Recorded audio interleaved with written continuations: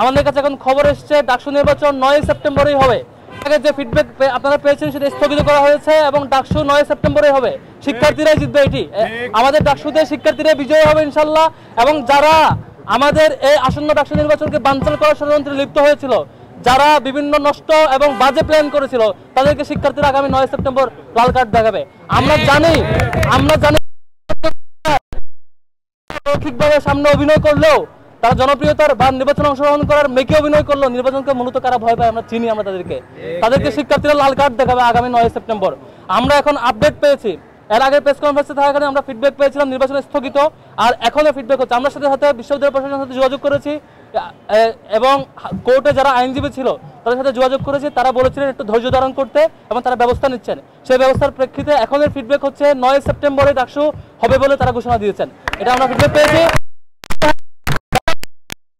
কাছে অনুরোধ করব, আমরা আপনাদের সাথে আছি ইনশাআল্লাহ। ঐক্যবদ্ধ শিক্ষার্থী জোট আপনাদের সাথে থাকবে এবং আইনি কোনো জটিলতা কেউ ফেলতে চাইলে সেখানে আমাদের যে সুযোগ আছে, যে সক্ষমতা আছে, আমরা আমাদের সামগ্রিক চেষ্টা থাকবে এবং 9 সেপ্টেম্বরে ডাকসু হবে ইনশাআল্লাহ। এই যাত্রায় আমরা থামবো না ইনশাআল্লাহ।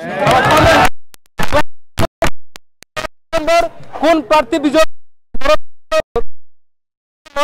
9 তারিখে হবে, কোন ষড়যন্ত্র ডাকসুকে পেছাইতে পারবে না এবং যারাই জিতবে শিক্ষার্থীরাই জিতবে ইনশাআল্লাহ। 9 সেপ্টেম্বর হচ্ছে।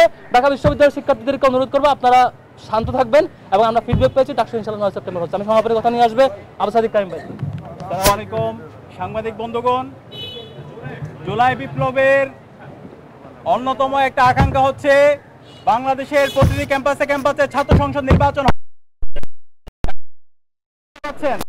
ইতিমধ্যে বাংলাদেশের বড় বড় ক্যাম্পাসগুলোতে ছাত্র সংসদ নির্বাচনের তফসিল ঘোষণা করা হয়েছে। তফসিল ঘোষণা করার পর থেকে আমরা একের পর এক ষড়যন্ত্র দেখতে পাচ্ছি।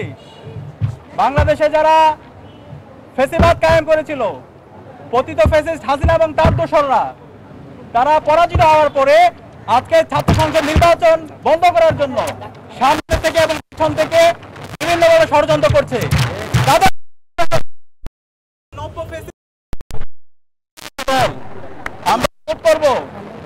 আমরা বাংলাদেশের সকল রাজনৈতিক দল, ছাত্র সংগঠনকে অনুরোধ করব, এই সমস্ত ষড়যন্ত্রকারীদের বিরুদ্ধে আপনাদের সচেতন থাকতে হবে। ডাকসুর যে নির্বাচনের তারিখ দেওয়া হয়েছে 9 সেপ্টেম্বর, ডাকসু নির্বাচন হতে হবে ইনশাআল্লাহ। শহীদদের আকাঙ্ক্ষা।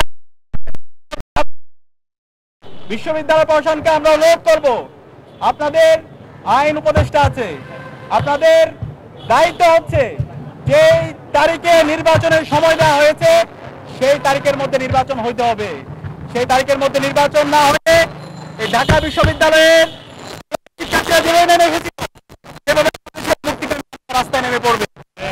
আমরা ইতিমধ্যে জানতে পেরেছি হাইকোর্ট যে রায় দিয়েছিল সেটা তারা স্থগিত করেছে। আমরা সবাইকে দায়িত্বশীল আচরণ করার জন্য অনুরোধ করছি।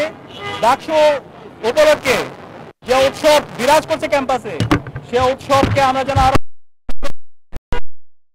আচরণ করতে পারি, সেই উদাত্ত আহ্বান সবার প্রতি রাখছি। সবাইকে অসংখ্য ধন্যবাদ। জি, সম্মানিত সাংবাদিক